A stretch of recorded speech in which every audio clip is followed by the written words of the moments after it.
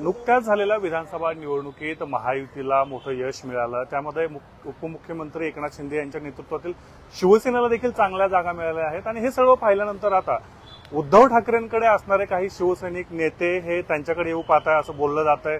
त्यासाठी खास mission tiger देखील राबवलं जात आहे। उदय सामंत या मिशन टायगरची वारंवार चर्चा करतात। कधी काही पुण्यामध्ये देखील उद्धव ठाकरे असतील किंवा स्वर्गीय बाळासाहेब ठाकरे असतील यांच्या माध्यमातून शिवसेनेचा जम होता आणि येथीलच आता शिवसेना फोडण्यासाठी मिशन टायगर राबवलं जातं। याविषयी बोलण्यासाठी आपल्यासोबत आहेत गजानन थरकुडेजी।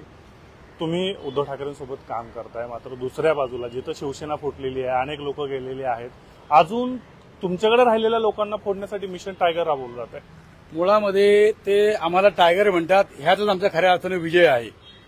ज्या पद्धतीने मिशन टायगर त्यांनी ठेवलेलं आहे तसं आम्ही मिशन गद्दार म्हणतो त्यांना। आणि गद्दारीचं काम हे गेले छत्रपती शिवाजी महाराजांच्या काळापासून गद्दारी करणारे लोक हे जास्त काळ टिकले नाहीत। इतिहास त्यांची नोंद घेत नाही। निष्ठावंत शिवसैनिक आजही उद्धव साहेबांच्या पाठीशी ठामपणे उभा आहे आणि भविष्यातही राहणार आहे। तुम्ही त्यांना गद्दार म्हणताय, मात्र एकनाथ शिंदे वारंवार म्हणतात की आम्हाला लोकांनी 54 आमदार निवडून दिले, त्यांचे 10 आले, 20 आले, मग कसं आहे गद्दार लोकांनी कसंही करायचं? मुळामध्ये तुम्ही लक्षात घ्या, 10 शेड्यूल पासून जे सुरुवात झालेली आहे की कायदा काय सांगतोय तोही पाळला गेला नाहीये। त्यामुळे केवळ राजकीय ताकद वापरून अनेक ठिकाणचे निकाल बदलून आज तुम्ही जे बघितले असेल 50,000 1,000 लाखांनी नाही निवडून आलेले, 2,000 3,000 5,000 अनेक जागा गेल्यात। कीर्तिकारांची जागा आमची केवळ 48 मतांनी गेली। आधी विजय म्हणून घोषित केलं आणि नंतर यंत्रणा हल्ली ती 48 जागा मतांनी सीट गेली आमची। ह्याच्यावरून तुम्ही देखील ओळखलं पाहिजे की यांनी शासनाची यंत्रणा किती आपल्या पायाखाली ठेवलेली आहे। यंत्रणा हलवून त्यांनी शिवसेना मिळवली, आमदार निवडून आले असं नाही, त्यांनी नाही मिळवली, गद्दारांनी नाही मिळवली। ह्या दिल्लीच्या आकामुळे सगळी मिळालेली आहे, कारण यांची एवढी ताकद नाहीये, यांना मातोश्रीची ताकद माहिती आहे। म्हणून गेले 2.5-3 वर्ष झालेत हे मातोश्रीतले शिलेदार फोडण्याचं काम करतात, तरी अजून नवीन नवीन शिलेदार तयार होतात आणि उद्धव साहेबांच्या पाठीशी ठामपणे उभे राहतात। ठाकरेंची सेना संपवा असं भाजप आणि शिंदेकडून देखील म्हणलं जातं, खरं शक्य आहे? अहो शक्य आहे का मला सांगा ना। ठाकरे एक रसायन हो, ते जिथं शिंपडलं तिथं 100 शिवसैनिक तयार होतात, 1000 शिवसैनिक तयार होतात। अशा पद्धतीने आमच्यासारखे निष्ठावंत शिवसैनिक असे लाखो करोड आहेत की ते आजही सांगतात की या गद्दारांनी शिवसेना फोडली नाही।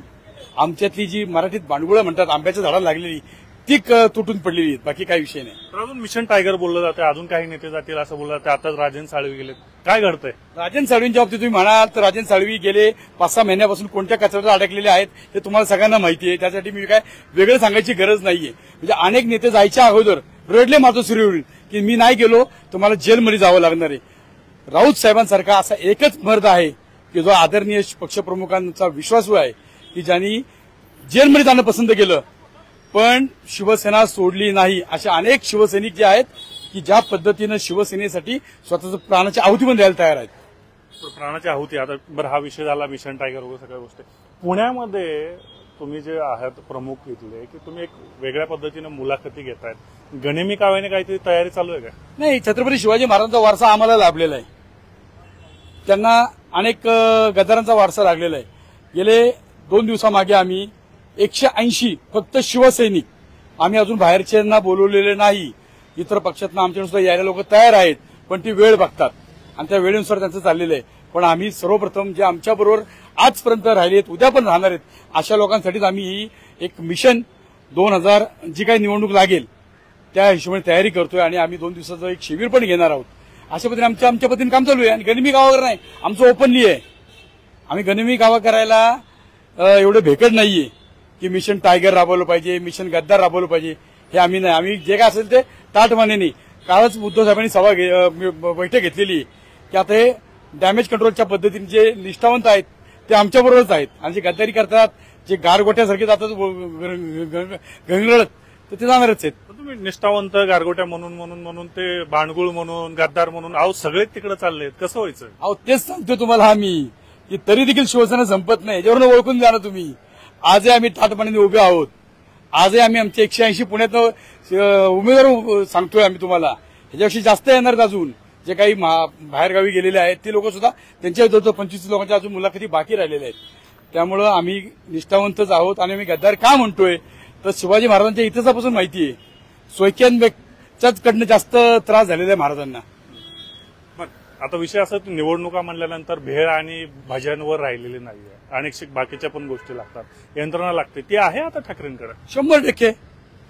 म्हणजे एवढं सगळं आमच्या विरोधात यंत्रणा उभ्या करून देखील आमचे खासदार आले, आमच्या आमदार आले, त्याच्यात महानगरपालिकेचे नगरसेवक सुद्धा येतील. आणि सगळ्याच गोष्टी त्यांनी ज्या पद्धतीने लाडक्या बहिणींना फसवलं, पहिल्यांदा सगळ्यांना पैसे सरसकट देऊन टाकले, नंतर हळू त्याला कट मारत आणलेत. अशा पद्धतीने आम्ही करत नाहीये. जी योजना माननीय उद्धव साहेबांनी सुरू केली होती, 10 रुपयात पूर्ण जेवण, शिवभोजन थाळी, ती बंद करायला लागले तो साहेब. त्याचं अनुदान द्यायला लोकांना, त्या लोक आता संप करतात. एसटीची अवस्था काय आहे बघा ना तुम्ही. म्हणजे अशा काही गोष्टी आहेत, केवळ निवडणुकीच्या काळामध्ये गाजरं दाखवायची आणि परत ती गाजरही काढून घ्यायची, खाऊ पण द्यायची नाही. अशा पद्धतीने यांचं राजकारण चाललेलं आहे आणि आम्ही सर्वसामान्य माणसाच्या पाठीशी ठामपणे उभे आहोत. बरं, उद्या जर निवडणुका झाल्या तर पुण्यामध्ये महाविकास आघाडी म्हणून तुम्ही पुढे जाणार की एकटी शिवसेना म्हणून? मुळामध्ये हा निर्णय सर्वस्वी पक्षप्रमुखांचा आहे. जो आदेश देतील त्याप्रमाणे आम्ही आमची निवडणुकीची यंत्रणा लावणार. जर वेगळं लढायची वेळ आली तर? 180 तर आजच येऊन गेलेत, अजून 5-50 येणार आहेत. त्यामुळे आम्ही सर्व जागा लढू शकतो, एवढी ताकद आम्ही निर्माण केलेली आहे आज. काय वाटतं, किती नगरसेवक निवडून येऊ शकतात? खरं म्हणजे 180 आहे सगळ्या गोष्टी. मुळामध्ये खोटं काय बोलायचं कामच नाहीये. आमचं ओपन बुक आहे, त्यामुळे खोटं बोलायचं काम नाही आमच्याकडे.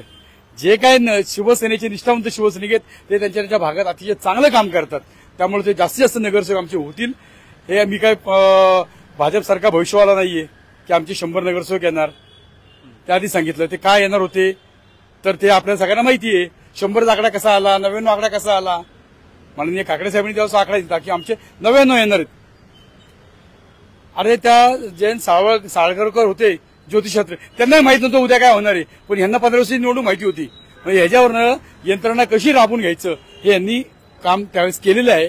पण ते आता आम्ही हाणून पाडू, कारण आम्ही देखील मतदार याद्या बिद्या पहिल्यापासून काम चालू आहे आमचं. फक्त मुलाखती चालू आहेत की ग्राउंड लेवलला? म्हणजे खरं तर शाखा आणि शाखा प्रमुख हा शिवसेनेचा कणा मानला जातो. इथं काय परिस्थिती? कारण की अनेक लोक सोडून गेलेले आहेत, तिथं कसं डॅमेज करतो? मुळामध्ये नेते सोडून गेलेले असं तुमचं म्हणणं आहे, पण शिवसैनिक शाखा प्रमुख हाजही आमच्या बरोबर आहे. त्यामुळे शिवसेनेची बांधणी अतिशय चांगली झालेली आहे. तुम्ही पुणे शहरातली जी काय आंदोलनं बघितली असेल ती शिवसैनिकांच्या ताकदीवरती आंदोलनं आहेत. ती कोणा शहर प्रमुखाच्या ताकदीवरती नसतात, ही शिवसैनिकांच्या ताकदीवरती आंदोलनं आहेत. म्हणजे मी एक शहर प्रमुख आहे, संजय मोरे आहेत, आता आमच्याकडे नव्याने आमच्याकडे ज्यांच्याकडे निवडणुकीची जबाबदारी दिली असे वसंतभाऊ मोरे आहेत.